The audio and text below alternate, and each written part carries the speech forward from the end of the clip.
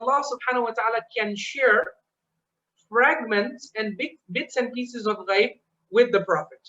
And this is Quranically established. So in the Quran, Allah Himself tells us, for example, after sharing the story of Prophet Nuh in the Quran, in Surah Hud, chapter 11, you look at verse 40 onwards. After telling you the whole story of Nabiullah Nuh, Allah tells the Prophet, Tilka min amba'il ghaib. The story of Nuh that we just told you, this is from the news of ghaib. You know why is it ghaib? Because everything that happens in history is ghaib for us. We never saw it with our eyes, right? So it is ghaib. And that's why Allah says, Tilka min amba'il ghaibi nuhiha ilayk. O Prophet, this is from the news of the unseen, from the ghaib, which we have shared with you through the wahi, through revelation. ما كنت تعلمها أنت ولا قومك من قبل هذا. Neither you nor your people were aware of this story before this, before our revealing to you this surah.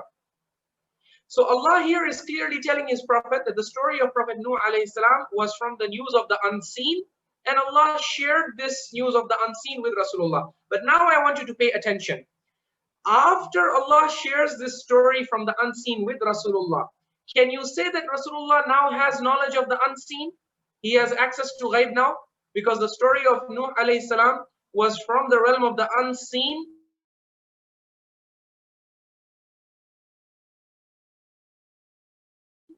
And now Allah is saying, I have shown you, Brother Muhammad Ali, can you say now that the Prophet has gained access to Ilmul Ghaib, or he has become Alimul Ghaib now?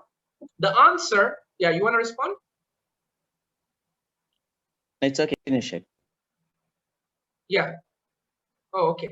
The answer, I hope you will agree with me, is that no, you cannot say that. Because Allah shared the story of Prophet Nuh in Surah Hud, but guess what? After He shared it, you and I also came to know of it. So can we use this example to argue that we also have Ilmul Ghaib? And I am also Alimul Ghaib. Because Allah is testifying in the Quran that the story of Prophet Nuh is min amba'il ghaib. It is news from the unseen. It is part of Allah's ghaibi knowledge that He has shared with us through the Quran. My question to you is, once this ghaibi knowledge of Allah comes into my possession, on the basis of my possession of this knowledge, can I claim Ilmul Ghaib for myself? The answer, my dear, is no. And this is the whole message of the Quran, is that Allah says that, look, with my prophets and also through my prophets with you, my believers, I will share with you a lot of bits and pieces and fragments. This whole Quran actually, if you go to see, is Ilmul Ghaib.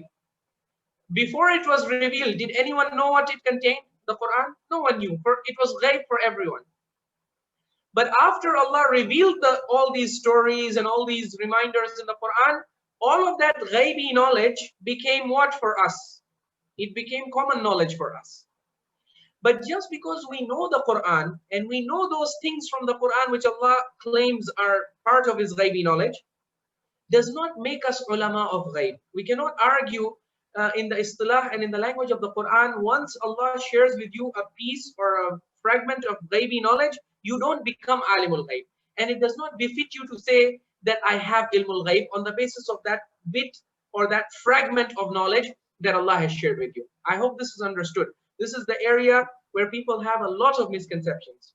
They think that if Allah takes one news, for example, if Allah takes news of, let's say, the martyrdom of Imam al-Hussein in Karbala, He shares it with Rasulullah.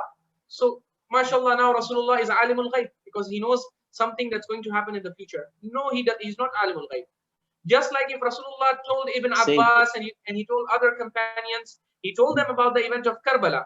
But after they found out about the event of Karbala, can we say now Ibn Abbas also had knowledge of ghaib? Because we have a narration from Ibn Abbas saying that Rasulullah informed me when I was a kid. He informed me that Al-Hussein would be martyred in Karbala, even though Al-Hussein had not been martyred then. So at that time, that was ghaibi knowledge. But because it's bits and pieces, the Quran is essentially telling you that you cannot call yourself alimul ghaib until you know the whole of the ghaib. And until you know ghaib independently on your own. If Allah shares with you bits and pieces, that does not make you alimul ghaib. So in that sense, we and Rasulullah and the Imams, we are all in the same boat. In the sense that Allah has shared with each one of us, He has shared with us bits and fragments of ghaib. But knowing those bits and pieces of ghaibi knowledge does not make us alimul ghaib. And it does not allow us to say we have ilmul ghaib.